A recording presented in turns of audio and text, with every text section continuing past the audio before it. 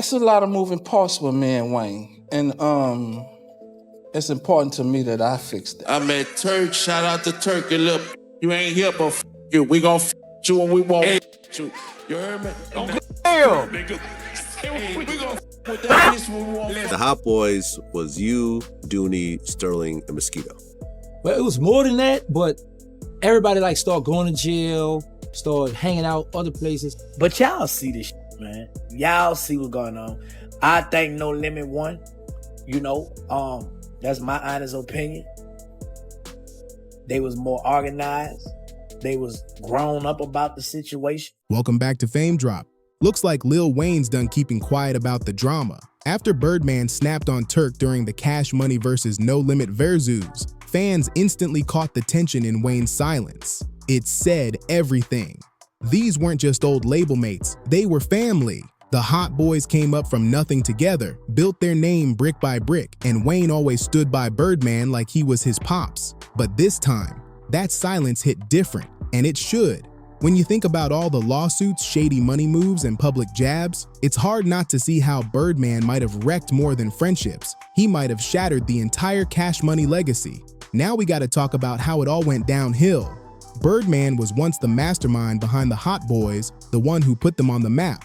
But somewhere along the way, that power turned messy. The breaking point, it all went down at Complex Con during the Cash Money vs. No Limit versus on October 25th, 2025. Fans pulled up expecting old school hits, nostalgic moments, maybe even a surprise reunion. Instead, Birdman grabbed the mic and flipped the whole vibe upside down. Out of nowhere, he started shouting, "Shout out to Turk, you a little B-word. You ain't here. We gonna F with you when we wanna F with you." The crowd went dead silent. It was like the whole room froze. Seconds later, social media went up in flames. Everyone was tagging Turk, digging up old interviews, and asking the same question: what went wrong this time? That night, Turk hopped on live, calm but clearly done being disrespected. You could see it in his face. This wasn't just another petty argument. This was years of tension finally snapping. I understand our language, you feel me? But I got to say this. With me. So I'm just gonna leave it at that. Y'all know y'all can't with me when y'all wanna with me. And I just wanna leave it at that, man. Like we gotta stop sending out these mixed messages to people because y'all, you know, don't do that. You know what I'm talking about? Respectfully.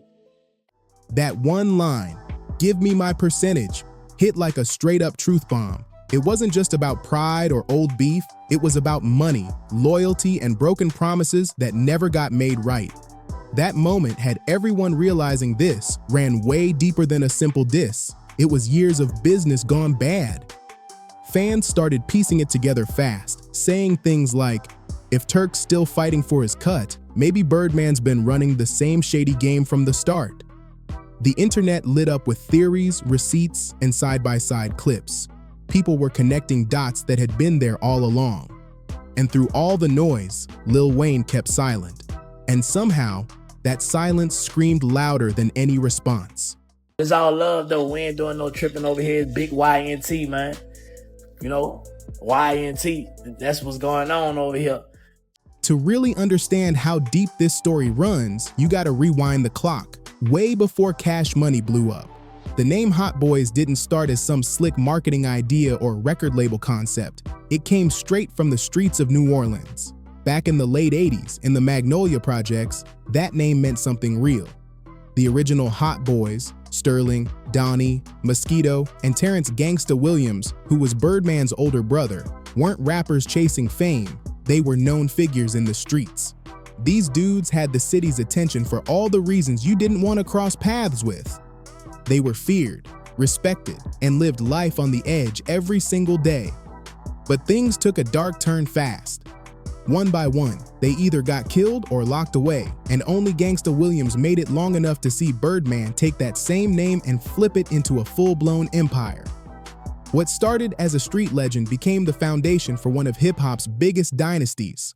He was the Hot Boy there was one of the first ones in the city that had a little backpack with the money and all that in the city.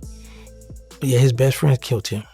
So when Birdman brought back the name Hot Boys for his new rap crew, that move wasn't random. It was strategic. He knew exactly what he was doing. He took a name that already carried power from the streets and flipped it into a money-making empire. That legacy became both a blessing and a curse because it came with real history and real expectations. By the mid-1990s, Birdman and his brother Slim had officially built Cash Money Records, ready to take New Orleans global.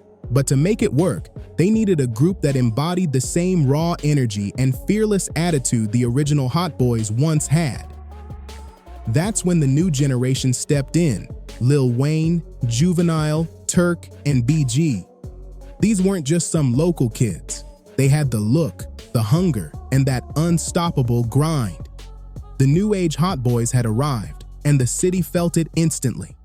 Besides that, you got the Wayne, Drake, Nicki, the Hot Boys. Before that, the Ross and Cali, all them niggas come from under my umbrella. Every last one of them niggas. Ain't too many niggas ain't been up under my umbrella. If they say it or don't say it, all them niggas. Birdman saw nothing but dollar signs. He pushed the new Hot Boys like they were already legends before they even touched the charts. Suddenly, they were everywhere. On every mixtape, every stage, rocking iced-out chains, flexing in luxury cars, and shouting out their loyalty to Baby like it was a badge of honor. And it worked, big time. Albums like Get It How You Live and Guerrilla Warfare blew up, turning the crew into straight-up superstars. But that loyalty came with a heavy price. Birdman wasn't just the face of Cash Money. He was the one pulling every string. He controlled contracts, royalties, publishing, everything. The dream was his, and everyone else was just living in it. At first, nobody questioned it. Birdman played the father figure, the provider, the one who kept the lights on. But once the big checks started rolling in and numbers stopped matching up, cracks began to show fast. Juvenile was the first to dip, calling out missing payments and shady paperwork.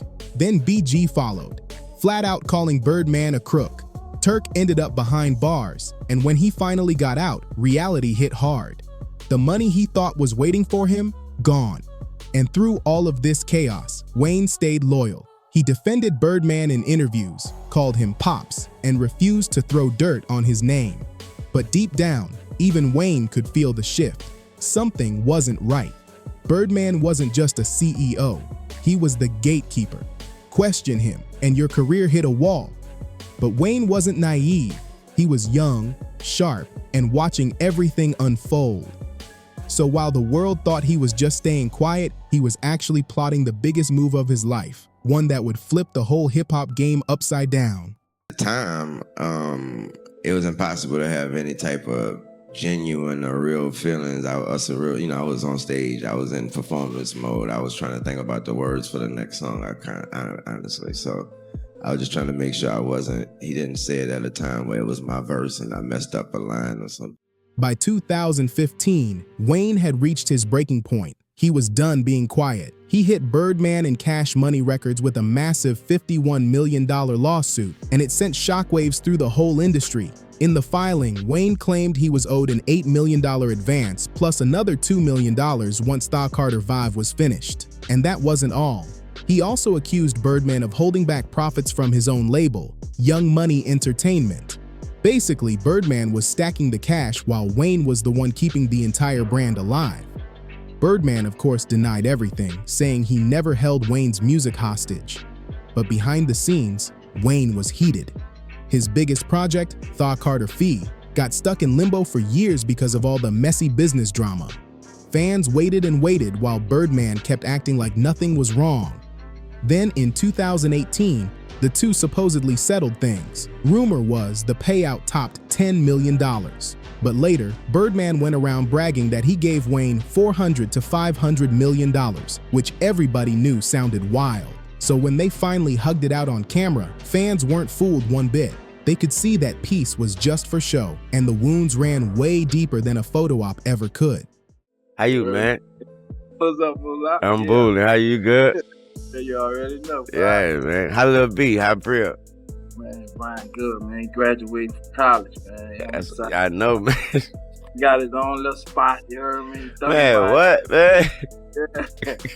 We'll graduate next year, bro. You heard me? Now, to keep it fair, Birdman has tried to defend himself, at least when the cameras are rolling. He's been saying for years that everybody got paid and that folks just don't understand how the business really works. He paints himself like the misunderstood boss, claiming he's already handed Wayne hundreds of millions from those big Universal distribution deals. But every time he starts talking numbers, things get messy fast.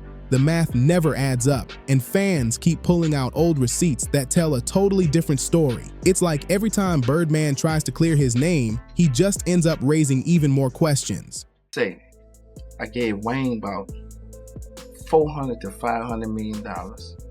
Drake got about $500 million, and Nicki got about $300-400 million out my pocket. No cap. What makes it all sting even more is how Birdman keeps showing off like nothing ever happened. He's out here flying private jets, rocking diamond-covered watches, and dropping stacks on flashy gifts, while most of his former artists are still out here grinding, rebuilding their lives, or waiting on the royalties they earned. And that's the part that cuts the deepest. Birdman built his empire on words like loyalty and family, but once the money started talking, that family seemed to vanish overnight, and just when things started to cool down, boom! In 2022, the whole story flipped again. Terrence "Gangsta" Williams, Birdman's older brother and one of the original Hot Boys, got released from prison after serving over 23 years. The news shook the entire hip-hop world. Nobody saw it coming, not even Birdman himself. Then Gangsta jumped straight into interviews, speaking his truth about the real Hot Boys, the ones from the streets, and hinting at secrets behind Cash Money that had never been said out loud before. Well, the Hot Boys, the actual street crew. Okay. What year did that come together?